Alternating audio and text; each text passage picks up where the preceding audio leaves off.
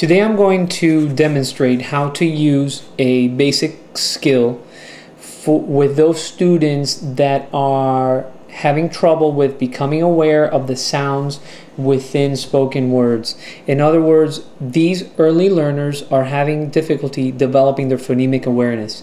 As a classroom teacher, you're going to get students that can't isolate the individual sounds or hear the order of the sounds. They're having trouble with their hearing and recording of sounds in words. One way to help them overcome this obstacle is to use this following basic skill. Now, you start this basic skill by having them hear syllables, having some exercises where they're hearing the syllables of words. So all you have to do is select 2 to 3 syllable words that your student knows very well. It could be the word chicken, candy, or the word telephone or hamburger, whatever words that your student knows well, and have them clap the sounds out. Then you don't want to skip this step, because this step provides an easy access to the path that you're going to take them on to learn this basic skill.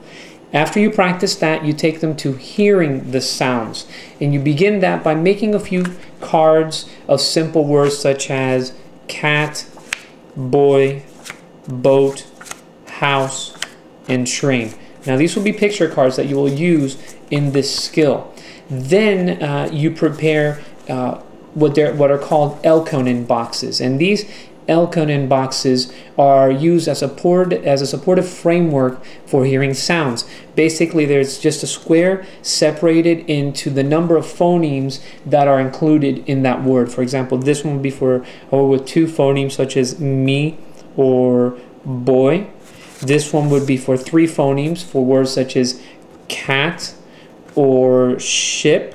And this one would be Elkin box for words that have 4 phonemes like jump, train.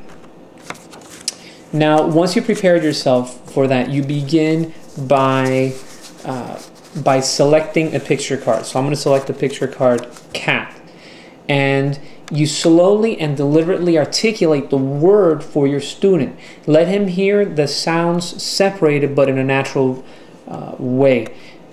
So you say the word cat. After that, you ask the child, your student, to articulate the word out loud. You tell them to say it slowly. This transfers the initiative for the activity to the child, because eventually they're going to have to practice this skill by themselves as you observe them to see if they make progress. So you ask the child to watch your lips while you say it, and then they copy you. So after I would say cat, they would say the word cat. Sometimes using a mirror helps so that the child can become more aware of what his lips and tongue are doing. You want the child to be able to say the word slowly and to attend to the sounds in a sequence. After you do that, they're ready. After you do that several times with the picture card, they're ready to move on to the Elkin boxes, and this helps them. You're using these boxes so that they can hear the sounds in the words, or the phonemic analysis. So what it is, you model how to use it. So for example, I'm going to use this to model the word cat, and what you do, you articulate the word very slowly for the child, and as you do that, you push a counter into the box for each phoneme. So, excuse me. So for the word cat, you would go, or sorry, for the word me, you would go me. For the word boy, you would go boy, moving the counter to the section of the Elkin box for that phoneme of that word. Now, you get the child to try this. Share the task with the child for as long as you need to share it. So they can tell you, they can say the word, and you push the counter. So that my student or your student would say the word boy, you would push the counters as he or she would say the word, showing them how to push the counters while they say it. Then switch roles. You say the word, and they push the counters as you say the word. Switching back and forth. Change the roles so that the child can practice both roles, because again, the whole point is to get them to do this independently. Model to the child what you want them to do.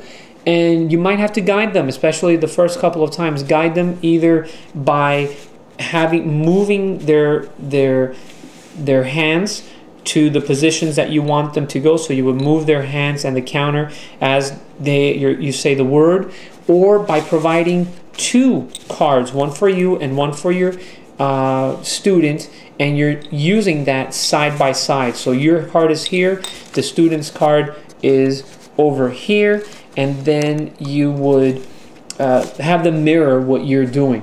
Now again, accept the approximations that they make, praise them for doing the right steps to this procedure, and this is a basic skill. So as they master the 2 card Elkin, or the 2 boxes in the Elkin box, move on to the next one, raising the difficulty as the task as they master the first level. So for example, in here, they would have to do this for the word cat. Model it for them again, showing them what they're supposed to do with a bigger Elkin box, or an Elkonin box with more squares.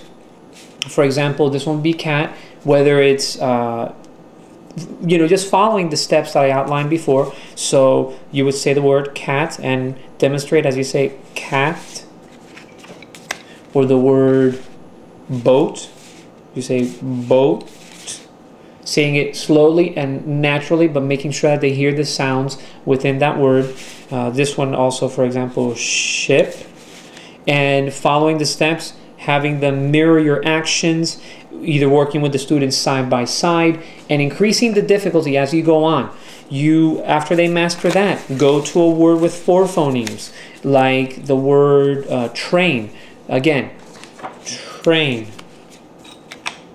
Moving each counter as you say it. Train.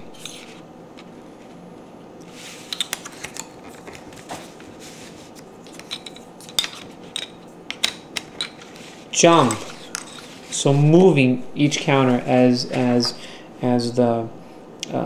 you say each phoneme. Switching roles with a child and letting him lead you after you have led them, and until they get to the point that they can do this independently. And this is just the beginning step of this process. It's a 2-step process, but it's used for early learning.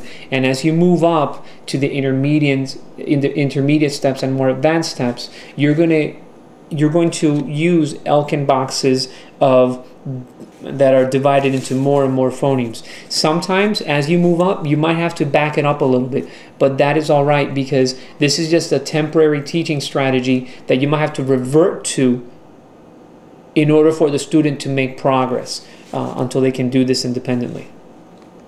And this all will help them develop their phonemic awareness, will help them with the hearing and the recording of sounds in words.